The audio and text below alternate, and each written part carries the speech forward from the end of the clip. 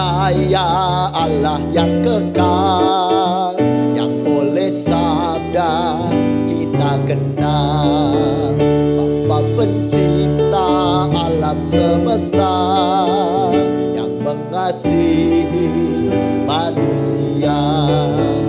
Aku percaya putra tunggalnya yang disalibkan di Golgota, yang dari kubur bangkit dan menang, naik ke surga dalam terang.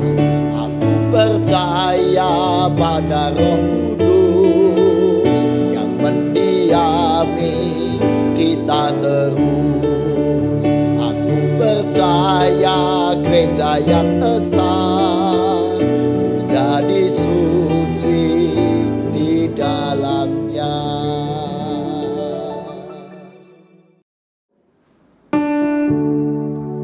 Saudaraku terkasih dimanapun berada, kita berjumpa lagi dalam ibadah Innovative Generation pada minggu ini. Mari sebelum kita memulai ibadah kita bersama-sama mengucapkan pertolongan kita adalah dalam nama Tuhan yang menjadikan langit dan bumi.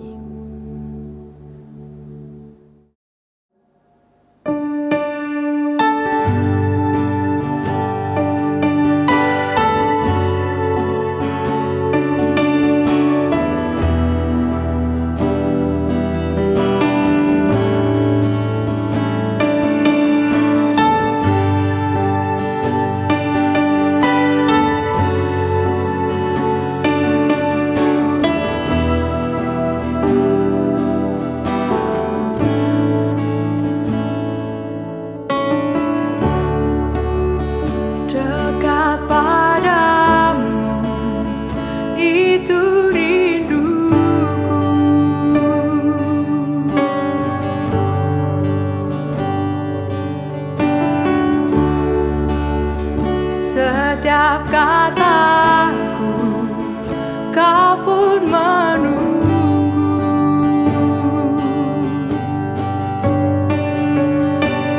Tak kusangka ku temukan satu kasih yang abadi.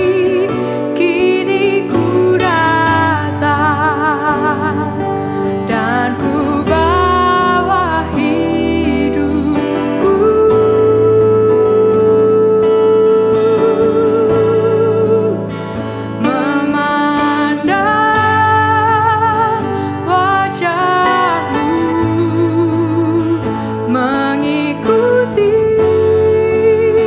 kebaikan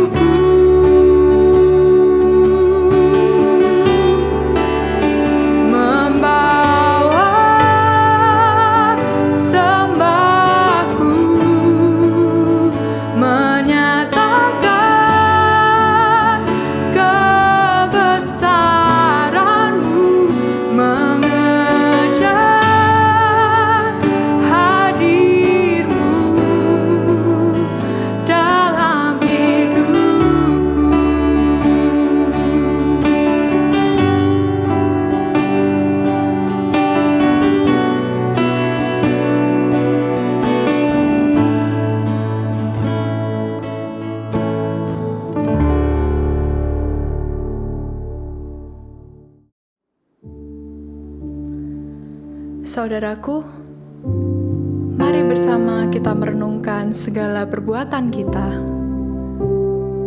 segala ucapan kita, dan juga segala pikiran kita. Dan mari kita datang kepada Tuhan dengan kesungguhan hati untuk mengaku dosa dan memohon pengampunan.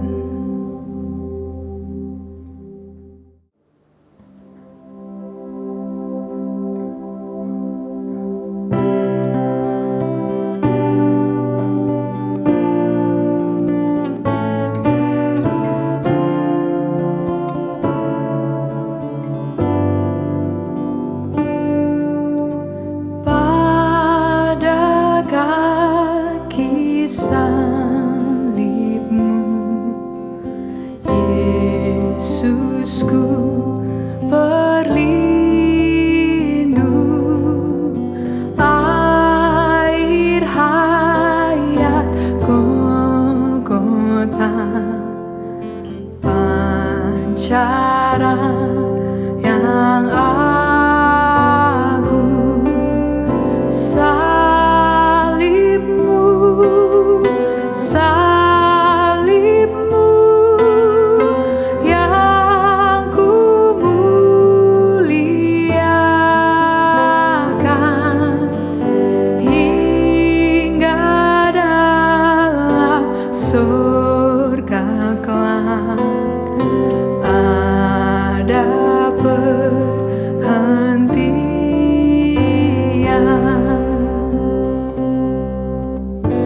pada kaki salibmu, kasihmu ku terima, sinar bintang fajar terang yang memberi cahaya. Salibmu, salibmu yang ku muliakan hingga dalam surga kelak. Ada perhentian.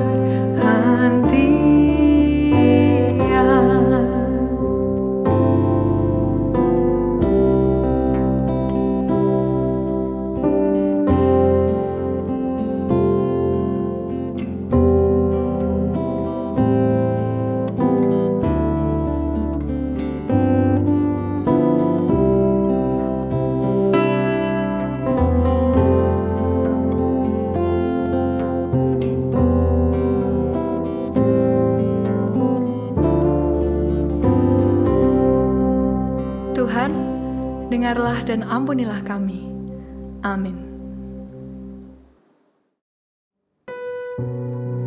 Saudaraku, mari bersama-sama dengan bersukacita kita menyambut berita anugerah sebagaimana tertulis dalam Injil Matius pasal ke-11 ayat yang ke-28 sampai dengan 29. Marilah kepadaku semua yang letih lesu dan berbeban berat, aku akan memberi kelegaan kepadamu. Pikulah kuk yang kupasang, dan belajarlah padaku, karena aku lemah lembut dan rendah hati, dan jiwamu akan mendapat ketenangan.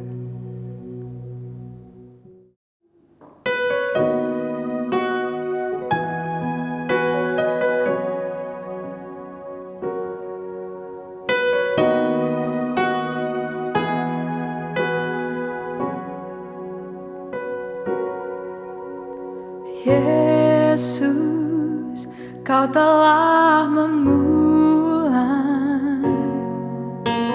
segala yang baik dalamku.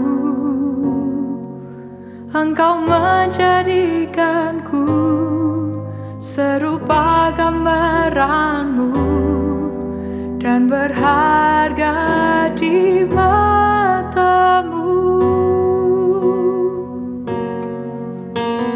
Yesus, Kau telah memulai karya yang mulia dalamku. Kau berikan hidupmu sebagai ganti dosaku, karena kasih-Mu padaku. Sekarang ku memuji-Mu, Allah yang setia, yang tak pernah meninggalkan perbuatan tangan-Mu. Sekarang ku menyembah-Mu, Allah yang mulia, sempurnakan segenap hidupku agar indah bagi-Mu.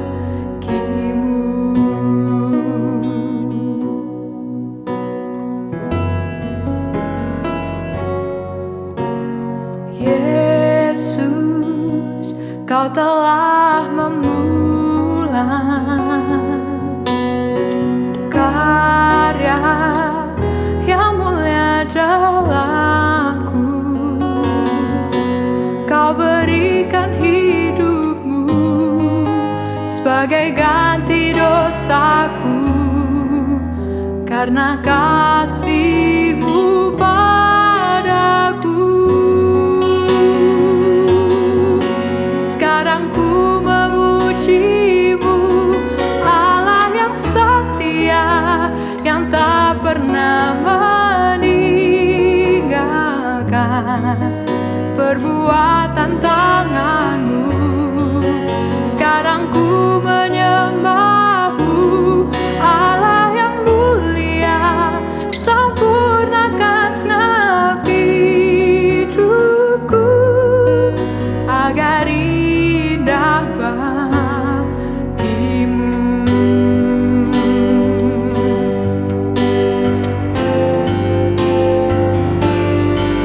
Sekarang ku memuji-Mu, Allah yang setia, yang tak pernah meninggalkan perbuatan tangan-Mu. Sekarang ku menyembah-Mu, Allah yang mulia, sempurnakan segenap hidupku agar indah bagi-Mu, agar indah bagi-Mu, agar indah bagi-Mu.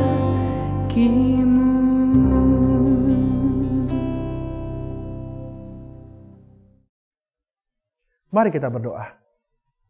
Tuhan yang baik, kami sungguh bersyukur untuk setiap karya kasih Tuhan dan juga penyertaan dalam sepanjang kehidupan kami.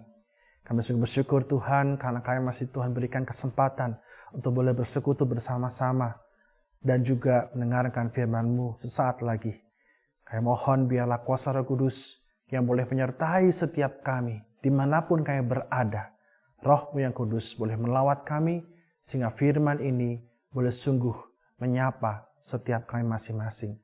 Tuhan tolong juga hamba-Mu yang akan menyampaikan firman-Mu ini dalam kelemahan dan keterbatasan Tuhan yang pimpin. Kami berdoa dalam nama Tuhan Yesus Kristus. Amin. Apa kabar? Saya berharap setiap kita masing-masing mendapatkan sesuatu yang baik. Dan jikalau pada saat ini ada pun di antara sahabat yang merasakan keadaan kurang baik, saya doakan sehingga kasih Tuhan juga tetap bersama dengan sahabat sekalian. Tema kita bicara soal resiliensi atau daya lenting. Saya akan mulai untuk bicara tentang perubahan. Perubahan itu adalah salah satu keniscayaan. Artinya adalah mau tidak mau, suka tidak suka, semua pasti akan mengalami itu, betul ya? Hidup itu kan selalu diwarnai dengan perubahan. Dan respon kita dalam perubahan itu juga berbeda-beda, sahabat terkasih. Ada yang senang, ada yang biasa saja, atau mungkin juga ada yang terkejut. Kalau perubahan itu ke arah yang baik, misalkan, mungkin responnya tentu akan senang. Ya, mungkin awalnya akan surprise, lalu kemudian bahagia dan lega. Tapi bagaimana kalau perubahan itu menghasilkan sesuatu yang buruk? Respon kita mungkin akan syok, kecewa, takut, atau mungkin bisa menjadi sangat marah. Dalam Alkitab, ada satu orang tokoh yang mengalami perubahan hidup secara mendadak. Dari kehidupan yang baik menjadi buruk. Tokoh ini bernama Ayub. Mungkin ada di antara sahabat yang sudah pernah mendengar kisah soal Ayub. Hidupnya mendadak berubah. Semua anak-anaknya tewas seketika karena bencana. Seluruh hartanya musnah. Dan tubuh Ayub sendiri ditimpa oleh penyakit. Dalam Ayub 1 ayat 20 sampai 22, Ayub berdiri lalu mengoyak jubahnya dan mencukur kepalanya. Kemudian sujudlah ia dan menyembah, katanya, dengan telanjang aku keluar dari kandungan ibuku, dengan telanjang juga aku akan kembali ke dalamnya. Tuhan yang memberi, Tuhan yang mengambil. Terpujilah nama Tuhan. Dalam kesemuanya itu, Ayub tidak berbuat dosa dan tidak menuduh Allah berbuat yang kurang patut. Sahabat terkasih, dalam situasi perubahan hidup yang mendadak itu, Ayub berusaha tegar. Dia berusaha berjuang dalam iman ketika menghadapi cobaan yang bertubi-tubi. Nah, sahabat terkasih, biasanya kisah Ayub atau bacaan Ayub sering kita lihat secara begini ya. Kita lihat kisah awal ketika Ayub menderita, Tuhan mengizinkan percobaan terjadi, lalu tahu-tahu melompat ke babak akhir ketika Ayub dipulihkan. Maka kemudian kita akan cepat-cepat kagum dan mengatakan, wah, iman Ayub yang luar biasa. Sampai akhir dia bertahan, dan karena itulah Allah memulihkan berkali-kali lipat. Itu adalah pembacaan yang dipersingkat. Seperti pembacaan ala film Hollywood. Too good to be true. Padahal kalau kita baca secara keseluruhan, kitab Ayub memang pada akhir dipulihkan, betul. Tapi jangan lupakan bahwa di tengah-tengah sebelum masuk ke babak akhir pemulihan, ada proses bagaimana Ayub berjuang setengah mati dalam perubahan hidupnya. Ayub bertahan dalam proses iman yang naik turun. Coba bayangkan sahabat terkasih. Kurang saleh apa sih Ayub? Ia sungguh-sungguh takut akan Allah. Semua hukum Allah ia berusaha taati. Di Ayub 1 ayat 1 pun juga dijelaskan bagaimana Ayub disebut sebagai orang yang sangat saleh, yang dekat dengan Allah. Bahkan ia mendoakan anak-anaknya yang habis party, ya, habis pesta-pesta. Mungkin Ayub berpikir bahwa jangan-jangan anak-anakku tanpa sengaja berdosa sama Tuhan. Makanya Ayub kemudian selalu mengadakan ritual doa pengampunan dosa bagi anak-anaknya. Tiba-tiba dalam semalam semuanya habis semua. Apalagi kalau kita baca di tengah-tengah kitab Ayub, ada berbagai reaksi dari orang-orang terdekat Ayub. Ketika para sahabatnya datang menjenguk Ayub, mendoakan Ayub, justru para sahabatnya mengatakan, "Yub, jangan-jangan kamu tuh ada dosa sama Tuhan. Ayolah ngaku aja sama Tuhan dosa-dosamu." Ayub pun juga tidak terima. Karena ia yakin bahwa ia tidak melakukan kesalahan fatal. Dan kalaupun ada, ia yakin bahwa selama ini ia selalu mengungkapkan semuanya kepada Tuhan. Tidak ada dosa yang tidak ia ungkapkan. Dan tidak ada dosa yang ia tutupi. Semua diungkapkan.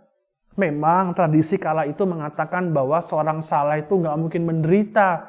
Makanya ketika Ayub jatuh dalam pencobaan, dalam penderitaan, Ayub dituduh sebagai seseorang yang menyembunyikan dosa-dosanya.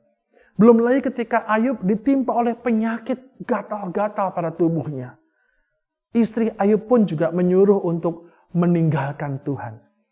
Tapi Ayub tetap berusaha dalam naik turun proses itu, ia berusaha untuk berdialog dengan Tuhan. Apakah Ayub baik-baik saja? Tidak. Dalam Ayub 10 ayat 1-3, Ayub mengatakan demikian kepada Tuhan. Aku telah bosan hidup. Aku hendak melampiaskan keluhanku. Aku hendak berbicara dalam kepahitan jiwaku. Aku akan berkata kepada Allah, jangan mempersalahkan aku. Beritahukanlah kepadaku, mengapa engkau berperkara dengan aku? Apakah untungnya bagimu mengadakan penindasan, membuang hasil jerih payah tanganmu, sedangkan engkau mendukung rancangan orang fasik? Mari perhatikan apa yang sedang Ayub sampaikan kepada Allah. Ayub dengan jujur mengakui apa yang sedang ia alami, yaitu apa? Kerapuhan dirinya, ketidakmampuan dirinya menghadapi peristiwa perubahan hidup yang buruk itu. Nah, sahabat terkasih, bicara soal kerapuhan diri bukanlah hal yang mudah. Karena kerapuhan itu biasanya ya seharusnya ditutupi ya, bukan diakui.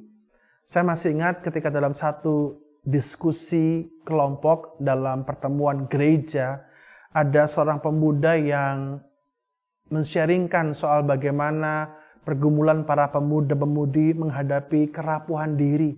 Dan di akhir sharing itu pemuda itu mengatakan bahwa kami menerima kerapuhan diri kami sebagai bagian kemanusiaan kami yang juga Allah rengkuh dalam kasih-Nya. Kemudian ada seorang berdiri dan dia mengatakan pemuda tuh harusnya tidak seperti itu bicaranya.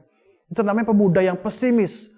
Pemuda tuh harusnya semangat gitu, seolah-olah tidak boleh rapuh. Nah, saya bisa pahami respon itu. Karena tanpa sadar kita selama ini hidup dalam sindrom kesempurnaan. Ya, kita hidup dalam sindrom yang luar biasa. Coba kalau kita perhatikan setiap kali acara, kalau ada MC mengatakan, apa kabar? Lalu apa jawaban para sobat sekalian? Pasti mengatakan luar biasa ya. Seolah-olah kalau nggak bilang luar biasa, kurang semangat. Padahal mungkin ada yang kabarnya kurang baik. Mungkin ada kabarnya yang lagi sakit, lagi ada masalah. Apakah harus kita katakan luar biasa? Seolah-olah yang biasa itu justru menjadi masalahnya. Seolah-olah hidup yang tidak baik itu harus disingkirkan. Sindrom itu tanpa sadar membuat kerapuhan dalam diri kita sebagai sesuatu yang perlu kita tutupi. Kesalahan atau kelemahan harus ditutupi, diabaikan, bukan diakui dengan jujur. Orang yang mencari pembelaan agar kesalahannya bukan karena salahnya, tapi salah orang lain, itu sindrom luar biasa. Nah, ketika belajar menerima kerapuhan hidup, seperti Ayub yang menerima kerapuhan kehidupannya, ini sebuah kebenaran yang memang menggelisahkan. Karena yang namanya kebenarannya adalah kita ini manusia yang memang tidak sepenuhnya baik. Kita ini manusia yang bisa berbuat salah, bisa berdosa, bukan manusia sempurna. Dan inilah kenyataannya, realitas hidup manusia. Seorang pendeta pun juga rapuh loh, sobat terkasih. Manusia rapuh itu menandakan tanda kemanusiaannya. Memang Allah membuat kita serupa dengan gambarnya. Namun ingat, serupa bukan berarti sama dengan Allah yang sempurna. Allah menciptakan kita baik, dan baik itu bukan berarti tidak ada kerapuhan. Sejak keberdosaan masuk dalam hidup manusia, kerapuhan kerap kali dipandang sebagai sebuah dosa. Namun, mari sahabat terkasih kita pikirkan kembali. Apakah kerapuhan selalu berujung pada dosa? Enggak juga. Misalnya, seorang yang di PHK, memiliki kerapuhan ekonomi. Apakah ia juga harus otomatis menjadi pencuri? Kan enggak juga. Kerapuhan tidak selalu harus dicari siapa yang salah. Misalnya, dalam Injil Yohanes 9 ayat 1-14. Waktu itu para murid bertanya pada Yesus tentang orang yang buta sejak lahir. Bertanyalah mereka, dosa siapakah ini? Lalu apa kata Yesus? Bukan dosa siapa-siapa, melainkan karena kehendak Allah dinyatakan. Artinya adalah kerapuhan tidak selamanya harus dipandang sebagai tanda keberdosaan. Karena Allah sendiri merengkuh, Allah sendiri menarik kerapuhan manusia itu ke dalam dirinya. Ke dalam diri Allah melalui siapa? Kristus yang menjadi manusia yang rapuh. Dalam Injil Yohanes 1 ayat 1 dikatakan pada mulanya adalah firman. Firman itu bersama-sama dengan Allah dan firman itu adalah Allah. Ayat 2, ia pada mulanya bersama-sama dengan Allah. 14, firman itu telah menjadi manusia dan diam di antara kita, dan kita telah melihat kemuliaannya, yaitu kemuliaan yang diberikan kepadanya sebagai anak tunggal Bapa, penuh kasih karunia dan kebenaran.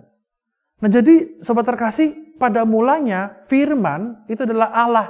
Dan firman ini adalah siapa? Kristus yang kemudian turun menjadi manusia. Nah saya menjelaskan kenapa firman itu harus turun jadi manusia. Dulu manusia dan Allah sangat berjarak sekali. Allah disebut sebagai transcendent, tak tercapai. Karena begitu besar Allah kita dan betapa kecilnya manusia. Manusia yang bisa mengenal dan meraba-raba Allah. Seperti dari firman yang disampaikan oleh para nabi. Lalu kemudian dituliskan dalam sebuah kitab. Jadi manusia atau umat Allah hanya tahu Allah dari meraba-raba firman itu, teks itu, tulisan itu. Nah sabda itu kemudian menjadi hidup dalam Kristus, menjadi manusia dalam Kristus. Firman itu berinkarnasi dan datang diam bersama kita dalam Roh Kudus-Nya. Maka Allah tidak hanya dijumpai lewat teks sabda, tapi Allah sungguh-sungguh bisa kita alami dalam kemanusiaan kita melalui kuasa Roh Kudus. Dan ketika Allah bersama dengan kita, bersama dalam kerapuhan kita, justru itu menjadi tanda penyertaan Allah, Sang Immanuel, bukan hanya di masa sekarang, tapi juga melampaui masa depan. Menemani kita dalam kerapuhan ini. Sobat terkasih, kerapuhan kita mungkin berbeda atau barangkali serupa dengan apa yang Ayub alami. Kerapuhan kita mungkin berupa perubahan ekonomi yang menjadi kacau. Dan kita berjuang dalam mengatur keuangan supaya tidak jatuh dalam defisit keuangan. Mungkin kerapuhan kita dalam bentuk pergumulan untuk belajar menerima dan mengasihi diri sendiri, bukan menurut ukuran orang lain. Kita belajar menemukan siapa diri kita dalam kasih Allah. Mungkin kerapuhan kita juga berupa sakit yang gak pernah kita duga. Vonis dokter yang gak pernah kita bayangkan sebelumnya. Kerapuhan kita mungkin terjebak dalam situasi yang menekan dan kita sulit untuk keluar itu. Katakanlah sandwich generation misalkan. Atau dalam pekerjaan yang sulit untuk kita resign dan sebagainya. Masing-masing kita punya situasi rapuh. Masing-masing kita telah berjuang. Namun pada saat ini firman Allah menyapa kita sobat terkasih. Mengatakan bahwa dalam kerapuhan itu Allah menemani. Dan itulah yang menjadi kekuatan kita untuk resiliensi. Kekuatan penyertaan Allah dalam kerapuhan kita membuat kita punya daya lenting. Ketika bicara soal resiliensi atau daya lenting, kita ibaratkan seperti bola. Bola yang dilempar ke bawah karena masalah pergumulan dan bola itu punya daya untuk memantul ke atas. Pergumulan, kerapuhan kita tidak membuat kita terus berada di bawah. Karena kekuatan penyertaan Tuhan kita punya daya untuk bisa naik ke atas. Itulah resiliensi. Itulah daya lenting. Karena Roh Kudus yang ada dalam diri kita sebagai kehadiran Allah di tengah-tengah kerapuhan kita menjadi kekuatan kita untuk bangkit dan menemukan pengharapan. Ayub dalam kerapuhannya, dia selalu tidak pernah meninggalkan Tuhan. Dia selalu berdialog dengan jujur kepada Tuhan. Karena ia tahu bahwa ada kehadiran Tuhan. Sehingga pada akhirnya dalam Ayub 19 ayat 25 sampai 27, Ayub berkata demikian. Tetapi aku tahu penebusku hidup. Akhirnya ia akan bangkit di atas debu. Juga sudah kulit tubuhku sangat rusak, tanpa dagingku pun aku akan melihat Allah. Yang aku sendiri akan melihat memihak kepadaku. Mataku sendiri menyaksikannya dan bukan orang lain. Hati sanubariku merana karena rindu. Kata aku tahu pada perkataan Ayub, ini sebuah perjuangan Ayub untuk mempertahankan imannya. Sebuah sikap resiliensi, berdaya lenting untuk terus berharap dalam Tuhan di tengah-tengah kerapuhan, perubahan hidupnya. Kata aku tahu juga berarti tentang keyakinan bahwa Allah tidak meninggalkannya. Tuhan bersama kita, memberi kita pengharapan, kekuatan untuk bisa berdaya lenting, naik setapak demi setapak. Saya ingat dengan kisah saya ketika pertama kali diajak naik gunung. Karena sebuah pelatihan, mau tidak mau saya harus ikut kelompok saya untuk naik gunung. Waktu itu kalau tidak salah Gunung Merbabu. Rasanya mau mati. Ketika naik gunung sampai di pertengahan itu, kaki rasanya sudah mau copot, sobat terkasih. Sudah menyerah, sudah gak kuat. Saya bilang sama kelompok saya, aduh gak kuat, capek, haus, lapar, dingin. Lalu ada guide kami bilang begini, sekali lagi, setapak demi setangkap. Mau sampai di depan, semeter lagi. Benar gak mau sampai? Betul, mau sampai. Ayo. Berjuang terus. Di sana nanti, di puncak nanti, itu akan ada sebuah view yang sangat indah. Bisa foto-foto di sana. Ayo. Apakah sampai? Kemudian, enggak, masih jauh. Tapi guide kami selalu bilang, semeter lagi. Selangkah lagi. Sampai. Itu adalah sebuah harapan. Mengubah mindset kita yang tadinya lelah menjadi mau selangkah demi selangkah. Dan akhirnya sampai enggak? Sampai. Wah, ketika sampai itu lega sekali. Tapi, apa kemudian saya berubah menjadi orang yang kuat? Menjadi orang yang kemudian langsung mau lagi tuh naik gunung? Enggak. Saya masih menjadi pribadi yang rapuh. Yang masih suka lelah ketika harus selangkah demi selangkah. Tapi, bukan berarti saya kemudian tidak berhasil. Saya berhasil. Karena apa? Harapan. Karena apa? Ada yang memandu kita. Karena apa? Ada yang menemani kita. Allah bukan hanya menjadi guide buat kita, tapi dia menjadi sahabat buat kita. Yang selangkah demi selangkah menemani kita dalam pergumulan, dalam kerapuhan hidup ini. Immanuel, Allah yang menuntun kita dan memberi kita kekuatan sehingga kita berdaya lenting, memiliki resiliensi hingga selapak tapak demi setapak kita mampu menuju ke masa depan. Sobat terkasih, biarlah firman ini boleh menguatkan dan juga membangkitkan harapan kita. Memiliki resiliensi, daya lenting bersama dengan kekuatan Tuhan dari Roh Kudus yang menyertai kita. Amin. Mari kita berdoa. Tuhan, terima kasih buat firman-Mu yang kiranya boleh meneguhkan kami semua dalam menghadapi perubahan kehidupan ini, dalam menghadapi kerapuhan hidup ini. Kami tahu bahwa kami tidak sendirian, ada kekuatan Roh Kudus yang boleh menjadi kekuatan buat kami untuk memiliki resiliensi, kekuatan untuk berdaya lenting bersama dengan Tuhan. Maka Tuhan, biarlah kami boleh percaya bahwa Engkau tidak meninggalkan kami.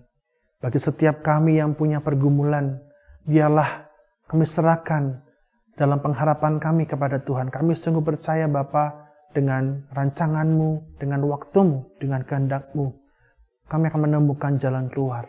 Kami akan mampu setapak demi setapak dan berhasil menyongsong masa depan yang penuh harapan.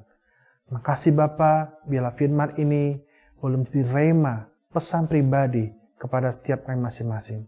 Kami berdoa demi nama Tuhan Yesus Kristus. Amin. Jemaat yang dikasihi Tuhan, saat ini kita akan membawa doa persembahan dan doa syafaat kita. Mari kita bersatu di dalam doa.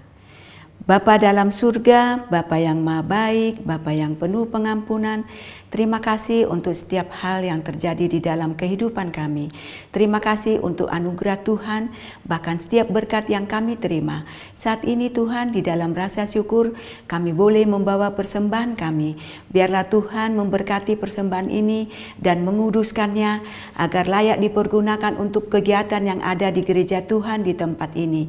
Ajar kami Tuhan, di dalam rasa syukur, kami tidak hanya memberikan materi saja, tetapi kami boleh memberikan seluruh kehidupan kami, bahkan setiap talenta yang kami miliki, hanya untuk kemuliaan nama Tuhan.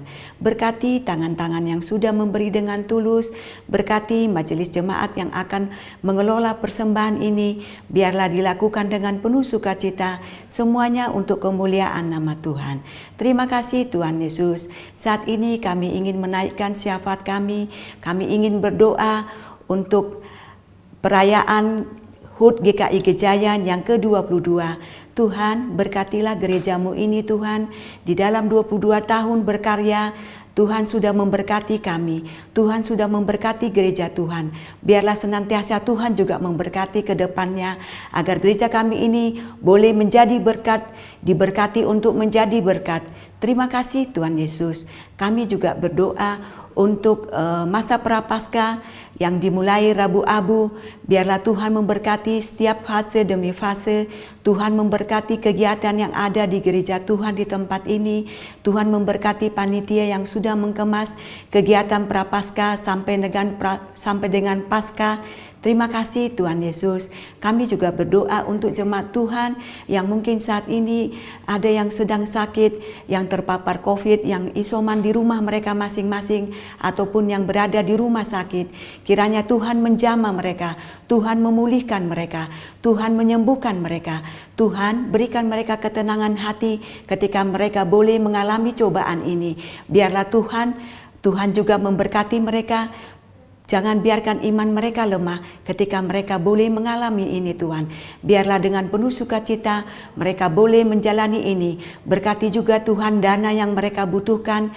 Berkati juga Tuhan keluarga yang mendampingi mereka, agar dengan penuh sukacita boleh merawat keluarga yang sedang sakit ini. Terima kasih Tuhan Yesus.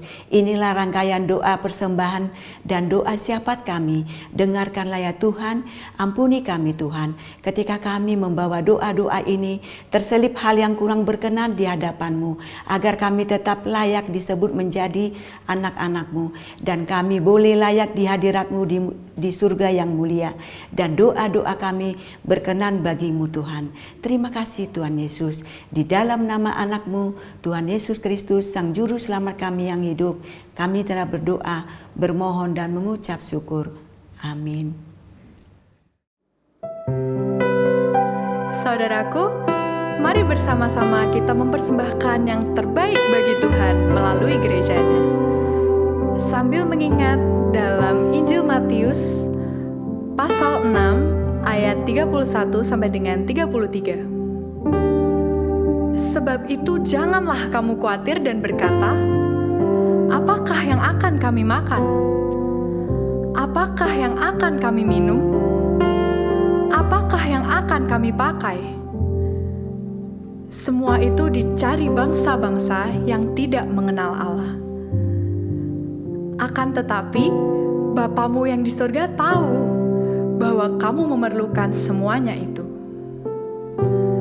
Tetapi, carilah dahulu kerajaan Allah dan kebenarannya.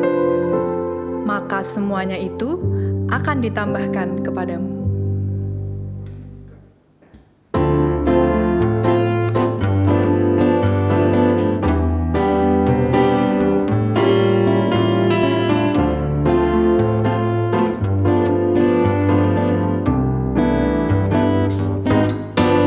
Sudahkah yang terbaik ku berikan kepada Yesus Tuhanku? Besar pengorbanannya di Kalvari, diharapnya terbaik dariku.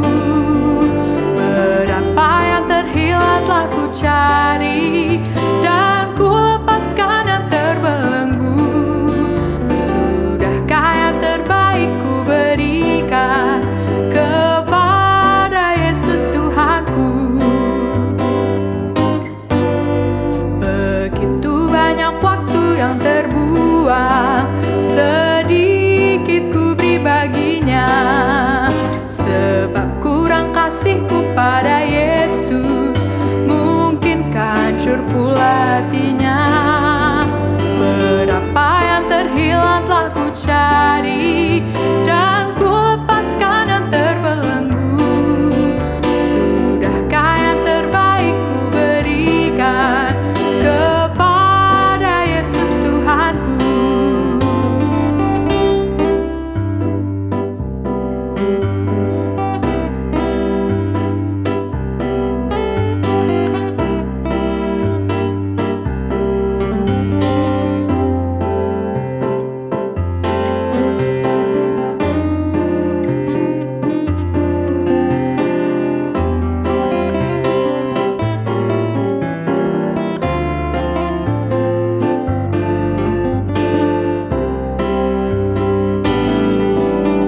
Telah ku perhatikankah sesama, atau ku biarkan tegar?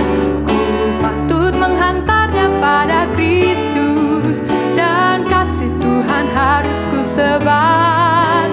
Berapa yang terhilang telah ku cari, dan ku lepaskan yang terbelenggu. Sudahkah yang terbaik ku berikan kepada Yesus Tuhanku? Kepada Yesus Tuhanku, kepada Yesus Tuhanku.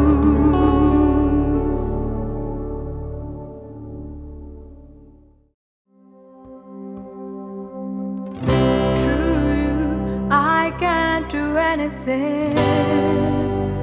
I can do all things, 'cause it's you who gives me strength.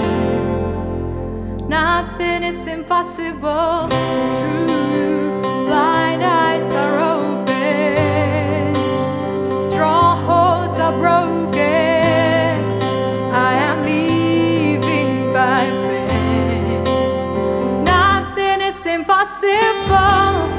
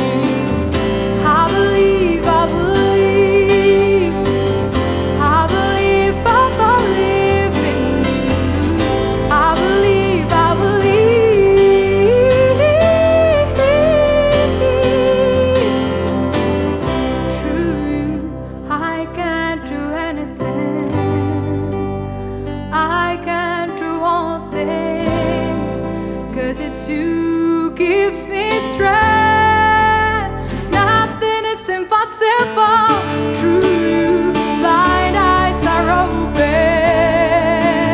strongholds are broken. I am living by faith.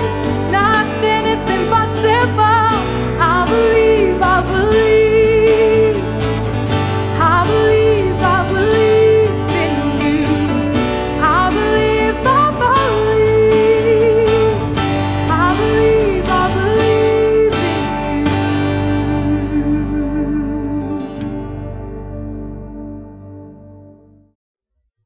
Sobat terkasih, biarlah kita boleh teruskan kehidupan kita bersama dengan Sang Immanuel, Allah yang menyertai kita, menemani kita dalam kerapuhan dan perubahan hidup, sehingga kita punya kekuatan untuk berdaya lenting, memiliki resiliensi bersama dengan Tuhan. Kini, arahkan hatimu dan terimalah berkat dari Tuhan. Kiranya engkau selalu menemukan jalan di saat engkau tersesat dan melangkah tanpa arah.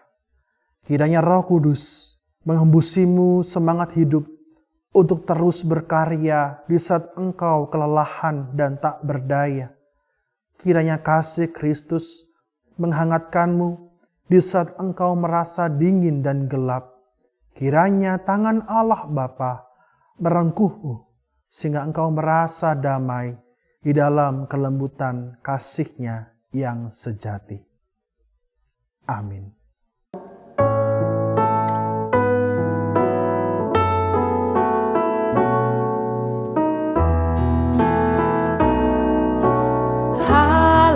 Haleluya, amin. Haleluya, amin. Haleluya, haleluya, haleluya,